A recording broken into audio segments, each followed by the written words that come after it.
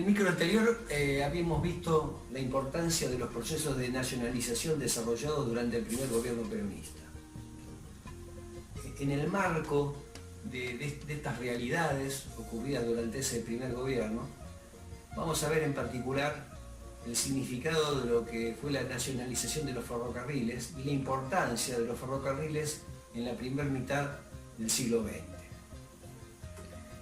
Según un estudio de la Coordinadora Federal de Transportes de Norteamérica, que data de 1934, el transporte de carga común tenía un costo 8,5 veces mayor que el transporte ferroviario.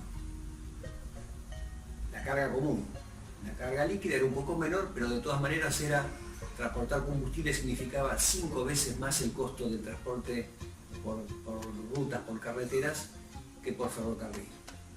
De ahí que el ferrocarril se constituía en ese periodo en el medio de transporte por excelencia de Argentina y del resto del mundo.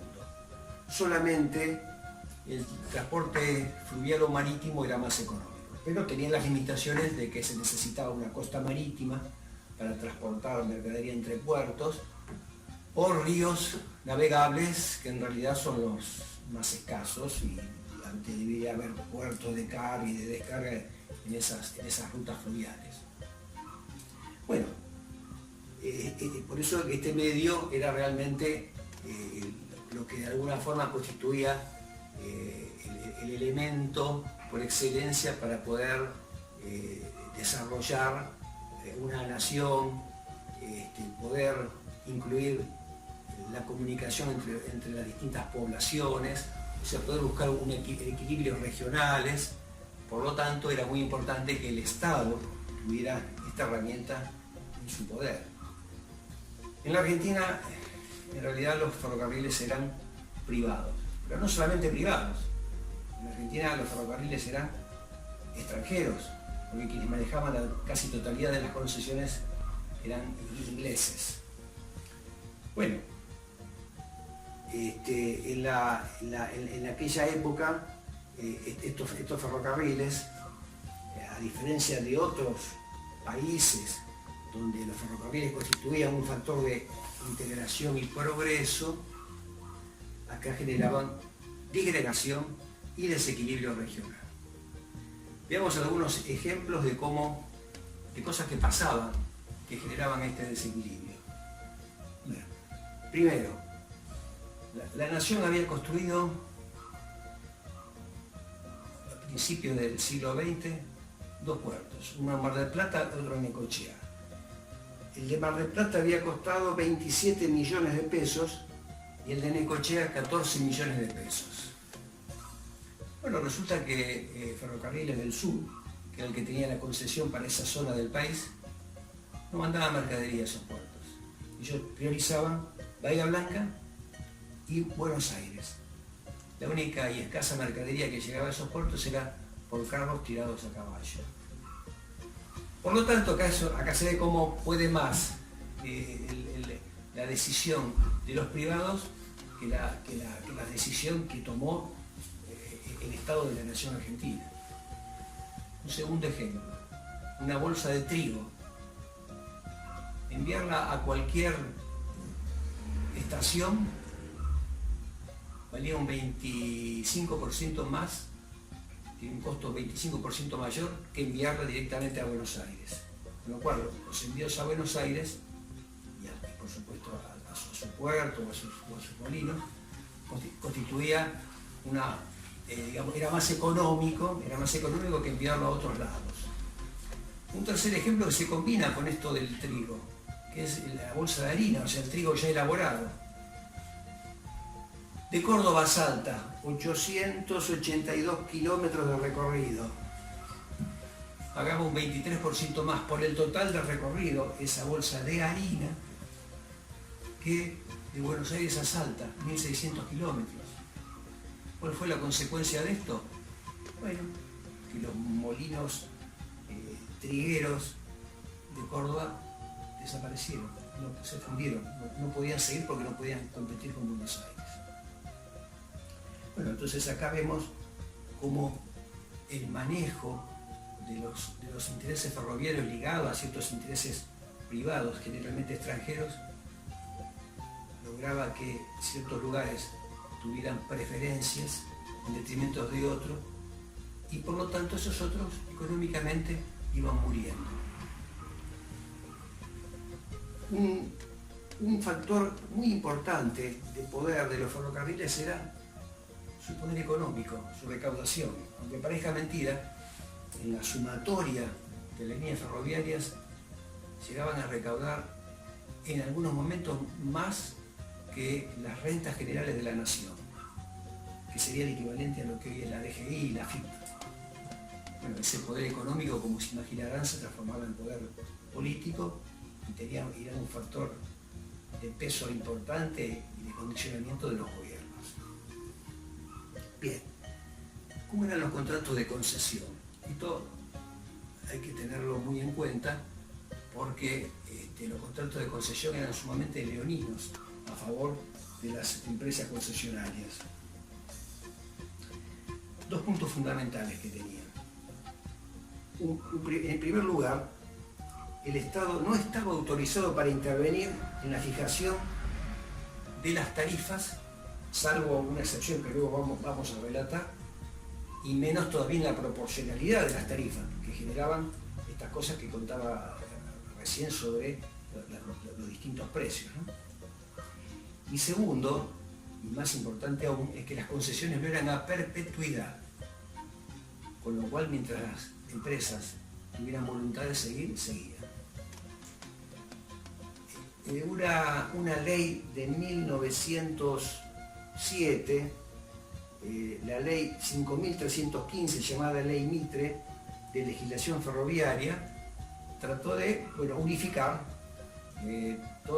lo que son las relaciones entre el Estado y las distintas concesiones ferroviarias, que eran 7 u 8 en aquel momento. Son fundamentales los artículos 8 y 9 para entender cómo se daba esta relación entre el Estado y las empresas concesionarias. Los artículos 8 y 9. ¿Qué decía el artículo 8? El artículo 8 decía que, básicamente, todos los materiales y artículos de explotación y construcción que se introduzcan en el país serían libres de derechos aduaneros hasta el 19 de enero de 1947, o sea, 40 años, pagando durante ese plazo solamente el 1,2% de la recaudación bruta. Es decir, en realidad la ley decía que pagaban el 3% del 40% de la recaudación del ingreso bruto. El ingreso bruto es lo total recaudado. 3% del 40% equivale a este 1,2%. Y ese 1,2% solamente podía ser invertido por el Estado en obras relacionadas con la construcción de puentes ferroviarios o mantenimiento de esos puentes ferroviarios o de caminos de acceso a las estaciones. Bueno, la única limitación que tenía estaba dada en el artículo 9. El artículo 9 fijaba una determinada limitación al artículo 8. Fijaba cuándo podía el Estado intervenir en las tarifas. Solamente podía hacerlo en caso de que la recaudación, o sea, los ingresos brutos, superaran el 17% del capital accionario. El capital accionario era el capital, obviamente, de las acciones, el capital de las empresas, más las obligaciones que había contraído esa empresa concesionaria, o sea, eran los préstamos que le pudo haber dado el Estado o el sistema bancario. Esa suma de dinero, de esa suma de acciones más dinero en préstamos, implicaba una cantidad de plata muy importante que muy difícilmente podía llegar a superar el 17% de la recaudación. Nunca se cumplió eso, por lo tanto nunca pudo intervenir el Estado en las tarifas. Bueno, ¿qué pasaba? Que esas dos cláusulas caducaban al unísono en el año 1947. Pero a todo esto la oposición del peronismo argumentaba falsamente, como de costumbre, con el antiperonismo, que las concesiones vencían en el año 1947. Esto no era así, como ya expliqué antes, lo que vencía en el año 1947 eran estos dos artículos. Ahora, ¿qué pasa? El vencimiento del artículo 8 implicaba que las concesionarias ferroviarias iban a tener que empezar a pagar impuestos como todo el mundo acá en la Argentina. Pero, nada podía impedir que ellos trasladaran esos impuestos al costo de los pasajes, del valor de la carga, etc. Con lo cual, como también caducaba el artículo 9 que le metía esa limitación del 17% sobre el capital accionario más las deudas que tuvieran, al no haber ninguna posibilidad de intervención, de injerencia del Estado en las tarifas, bueno, quedábamos sometidos a la voracidad de esas empresas monopólicas, por lo cual no había ningún tipo de posibilidad de que pudiera regularse su precio por algún tipo de competencia. Entonces, directamente ellos cobrarían lo que quisieran y generarían un desquicio en el sistema tarifario, con lo cual era muy riesgoso la caducidad de ambos artículos. Bueno, frente a eso, ¿qué decisión se podía tomar? La única que se tomó, que era desarrollar un proceso de nacionalización y acordar la estatización de todos estos servicios. ¿Cuál es el significado de esto? El significado, básicamente, como vimos antes, del desmanejo que tenían las empresas ferroviarias en relación a la economía del país, es que la nacionalización implicaba adquirir soberanía nacional, implicaba tener un derecho y un manejo sobre el territorio que no se tenía, sobre la circulación de mercaderías y de personas que no se tenía. Por eso que, como uno de los apotegmas peronistas era trabajar para la felicidad del pueblo y la grandeza de la nación, la única posibilidad de que el ferrocarril argentino aportara a esa grandeza de la nación y a la felicidad de su pueblo sería en un proceso de nacionalización. Lo curioso de la forma en que se nacionalizaron los ferrocarriles fue que el Estado en realidad no gastó dinero en esto. Ese fue un gran mérito de los negociadores por parte del gobierno. Hubo una dosis muy importante de patriotismo, como dije recién, de habilidad negociadora y algo de suerte. Por lo cual finalmente no hubo que pagar, no hubo que poner un peso, no gastó un peso el Estado en este proceso de compra del sistema ferroviario. ¿Cómo fue esto? Bueno, lo vamos a explicar en un próximo micro. Y mientras tanto, aquellos que quieran interiorizarse más sobre los sistemas ferroviarios en Argentina y la importancia de los mismos, recomiendo la lectura del libro Los ferrocarriles deben ser argentinos, de Raúl Scalabrini Ortiz.